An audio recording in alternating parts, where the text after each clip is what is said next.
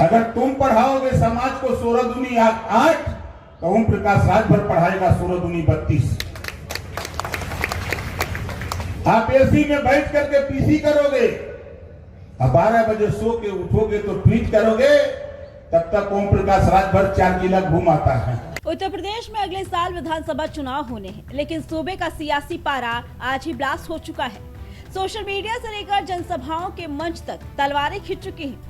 Suhel Dev Bharatiya Samaj party के मुखिया और कैबिनेट मंत्री ओम प्रकाश राजभर इस वक्त फुल फायरिंग मोड में हैं और उनके निशाने पर हैं सीधे सपा सुप्रीमो अखिलेश यादव। लेकिन बलिया की धरती पर जो हुआ, उसने बता दिया कि ये जंग अब सिर्फ बयानों तक सीमित नहीं रही, सड़क पर आर पार की लड़ाई बन चुकी है। सियासत में ना कोई स्थायी दोस्त होता है और ना ही दुश्मन, लेकिन यूपी की राजनीति में जो दुश्मनी इस वक्त दिख रही है वो बिल्कुल पर्सनल हो चुकी है। 11 जुलाई को जब योगी सरकार के मंत्री ओम प्रकाश राजभर बलिया पहुंचे तो माहौल में बारूद पहले से ही भरा था। राजभर के कदम रखने से ठीक पहले समाजवादी पार्टी के कार्यकर्ताओं का गुस्सा 7वें आसमान पर पहुंच गया। काले झंडे, तीखे तेवर और मुर्दाबाद के गगनभेदी नारे। सपा कार्यकर्ताओं ने राजभर के काफिले को घेरने की कोशिश की। आलम यह था कि पुलिस के पसीने छूट गए। कार्यकर्ताओं को संभालने के लिए खाकी को भारी मशक्कत करनी पड़ी। ये सिर्फ विरोध नहीं था, ये उस गुस्से का ज्वालामुखी था जो राजभर और अखिलेश के गठबंधन टूटने के बाद से सुलग रहा था। लेकिन ओम प्रकाश राजभर को जो जानते हैं, उन्हें पता है कि राजभर दबाव में बिखरते नहीं बल्कि और ज्यादा निखरते हैं। सड़क पर काले झंडे देखने के बाद जैसे ही राजभर जनसभा के मंच पर पहुंचे, उन्होंने वो एटम बम फोड़े जिसकी गूंज लखनऊ से दिल्ली तक सुनाई दे रही।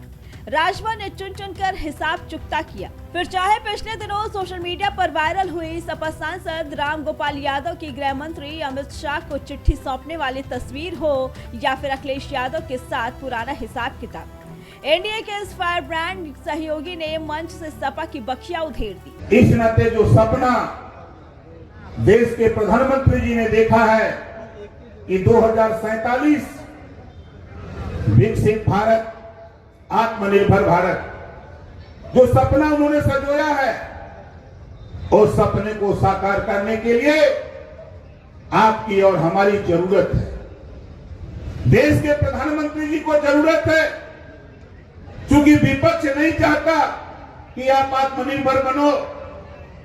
आप बताओ, अभी देश के प्रधानमंत्री जी ने एक बिल लेकर के आए, हमारी माताएं बहनें हैं, 33% रिजर्वेशन आरक्षण पंचायती चुनाव की तरह लोकसभा और विधानसभा में देने का कानून, महिला बिल देश के प्रधानमंत्री जी ने सदन में पेश किया कि महिलाओं को भी सांसद और विधायक बनाकर लखनऊ की पंचायत और दिल्ली की पंचायत में भेजने का कानून बनाने के लिए प्रधानमंत्री जी ने प्रयास किया। गृह मंत्री अमित शाह जी ने प्रयास किया, रक्षा मंत्री राजनाथ जी ने प्रयास किया, लेकिन विरोध कौन किया? यही समाजवादी पार्टी, कांग्रेस, टीएमसी, शिवसेना के लोगों ने विरोध किया।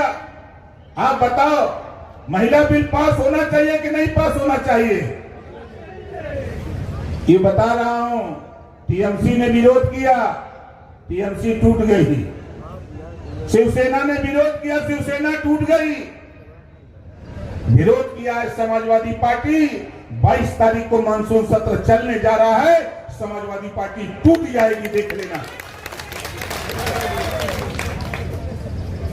समाजवादी पार्टी के नेता अखिलेश यादव जी, राम गोपाल जी, चाहे शिवपाल जी हो, ये तीनों नेता दिन में भाजपा के खिलाफ बोलते हैं और रात को योगी जी और मोदी जी को गुलदस्ता भेंट करते हैं।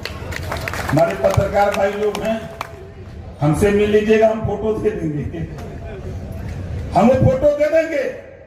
मैंने जिक्र किया, सवाल आज भी नहीं दे पा रहे राम गोपाल। माननीय अमित शाह जी को कौन सी चिट्ठी दिए हैं, उसका खुलासा नहीं करते हैं राम गोपाल जी। उसमें वही चिट्ठी है कि जान हमारा बचाए रखो, हमारे लोगों का, हमारे परिवार को जेल मत भेजो, जितना सांसद चाहिए उतना लिख के दे देता हूं, ले लेना।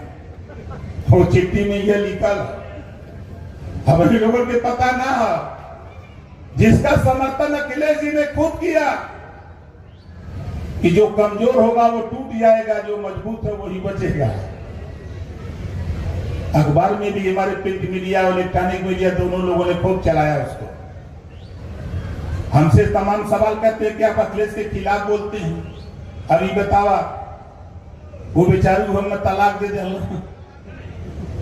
हम कबूल के ले ली, और जब सामना होला तो न गुस्सा तो आई जाला। यही वजह हम कुछ न कुछ लिखते रहते हैं कि चलो अगर तुम पढ़ाओगे समाज को 16 दूनी 8, तो ओम प्रकाश राजभर पढ़ाएगा 16 दूनी 32।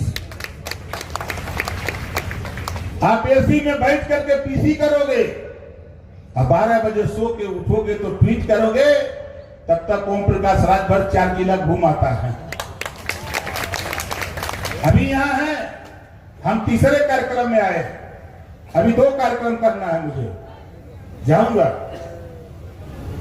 गांव की चौपाल करता हूं, गांव में ये बात बताता हूं कि तुलना कर लो गांव के लोगों, आज के 15 साल पहले का गांव और आज का गांव तुलना कर लो, तेरी समझ में आ जाएगा कि गांव विकास की तरफ जा रहा है, सपा और कांग्रेस की तरफ विनाश की तरफ ले जा रहे थे। इस नाते लोग परेशान हैं।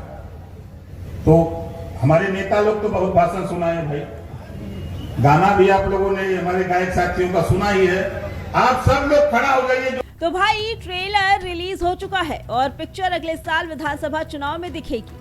बलिया के इस घटना ने साफ कर दिया कि पूर्वांचल की धरती पर सपा और राजभर के बीच का ये महासंग्राम थमने वाला नहीं। राजभर के तीखे हमले पर अखिलेश ब्रिगेड क्या पलटवार करती है, इस पर पूरे सूबे की नजरें टिकी हैं। आप इस सियासी घमासान को किस तरह देखते हैं, कमेंट करके जरूर बताइए। Bureau report.